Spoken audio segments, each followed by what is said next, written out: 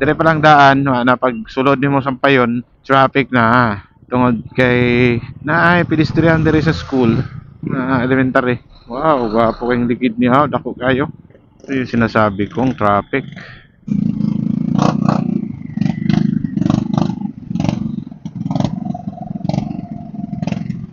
Yun no, dapat kining sentro dire sa triangulo ba, lisod man pud lagi ni butangan og traffic light nimo kay highway man gud.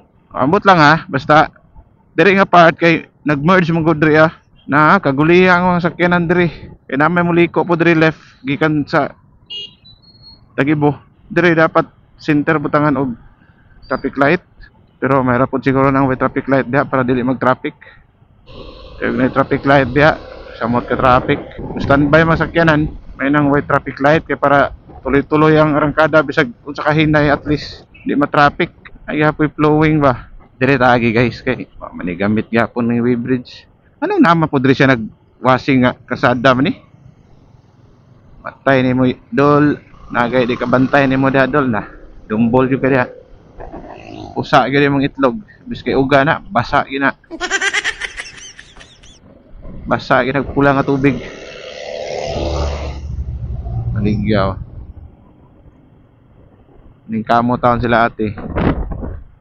Luoy po nang ingana ba? Ayos buntag mata. Mag-display og mga paninda. Glatag, das mga palengke og sakuan, tabuan. Luoy na ingana. Nang uban mga politiko, Diyos ko, iyahay kang kinabuhi. Anak, pinaeskwela, tapos laing nasod. Grabe ka mga mamaw kay nga kawatan. Di maulaw. Mo nang daghay magpatayan ng politiko mulang sad kay tungod anang ingana nga scheme. Pangwarta ba? Naman na dakong kwarta sa gobyerno. Project, propose og project. Pag naanay budget, ang politician mismo ang mangita og ano, kontraktor. Kay anaon mas kontraktor, sige sa bidding ato na ning ikuha ni. Ipahimabaw na nato nang imo. So ikaw mo daog pero tagaan ko nimo 30% is OP ha.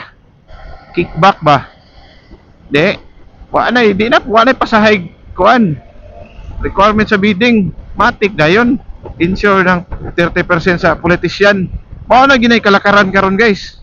Naka-appeal man ko ng bidding, masakyanan. So, Diyos ko, kuha og mga LGU mga sakyanan, kickback na. Sige sir, pila amo din ha sir, di ami makuha unit. Di man po na musugot ng dealer nga dili sila ang makadaog sa bidding. So, aside sa pababaan ng presyo, nagitawag nga kumiya na. Ang nakasayod ana katura mga purchasing katong mga official ras LGU, gobyerno. Anay kickback ra ini. Kanila ibutang sa amount sa cheque da sir. Oh. Tigbas na. Yan nakabagag naong ng mga politisyan. Yang uban taong namuyo, muyog insakto, muyog malinahon, ang inabuhig patas, bangon sayo, maligyag koan, display og koan, mga paninda dia mga duma, carrots, pino, latag og sako des mga palengke, makita nimo. Looy kayo. Kinana sila yung mga pinaeskwela nga anak. O niya, pangdakpon pagid uban sa mga taga kuan, taga LGU, taga gobyerno kay illegal kuan lagi daw vendor, kay mga permit, kay mga tagaan ang siguro nag-consideration ng may ngana ba? Kay mag nangawat na, nanginabuhi man na. Grabe ka, pagagnaong yun.